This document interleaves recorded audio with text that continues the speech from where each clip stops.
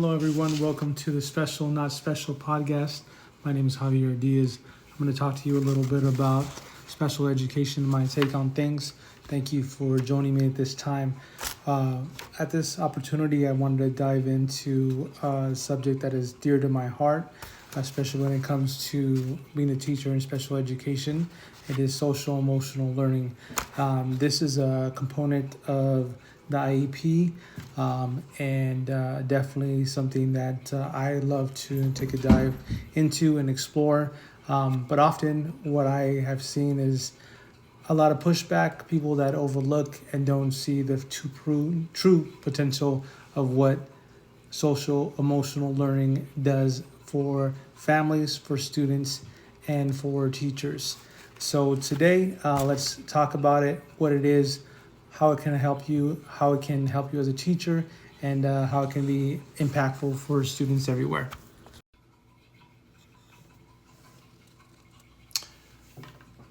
Why does social emotional learning matter?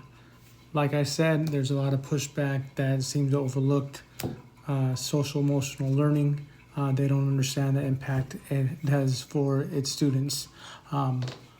Like everyone knows, a school setting is a social emotional environment full of people, including the teacher and student relationship, and also the students with each other having a relationship.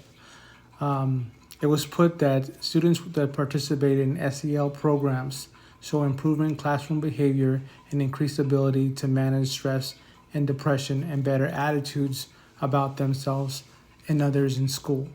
I think that's a really good approach to take it.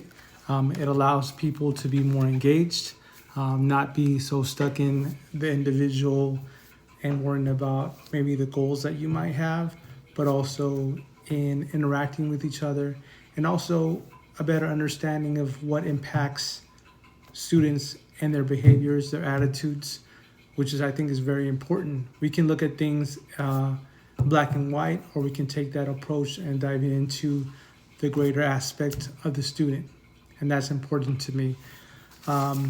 Like I stated, the opposition is that overall students have a lot to do, and also teachers overall have a lot to do. And adding one more component to that, like dealing with behaviors or dealing with psychological approaches, can be overwhelming. So in that approach, it is overwhelming that people don't like it. They think that maybe that has to do with a different area of psychology, maybe as a counselor. But I feel that we need to take that approach to be able to interact with our students, be able to see what makes up their emotional well-being, and that's important to everybody. Not only does it show good in relationship building with that student, but also relationship building with families. It's having a greater knowledge of overall what affects the students, and I think that's important.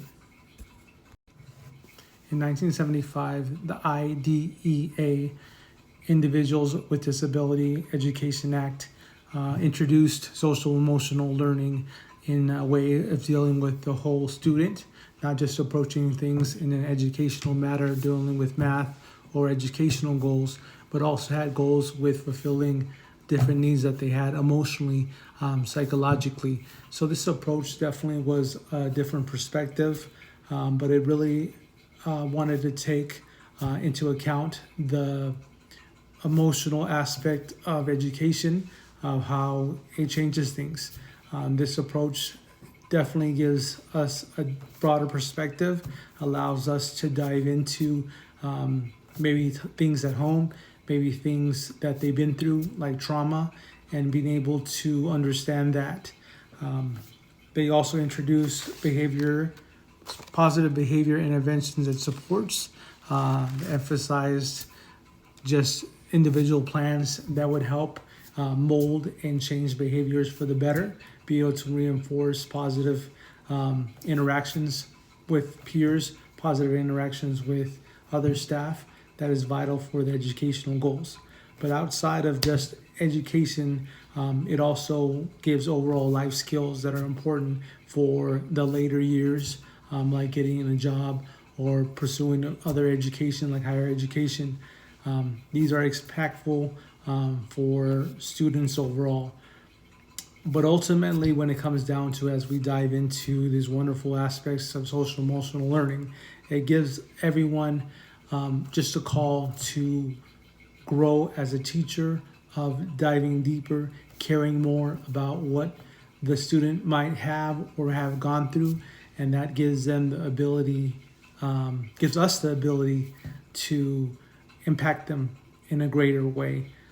So I would definitely challenge everyone here to try to take the time of really observing and building that rapport with your students, to being able to grow them overall, and really inspiring them to be there despite their disability, despite their challenges, despite their behaviors. It gives us the ability to make a small change, to be able to grow something new in them, which is vital, and gives us the ability to hope, gives us the ability to believe in the better of the overall student, and not just what their deficit is, of not just what their challenges are. So thank you so much for joining us.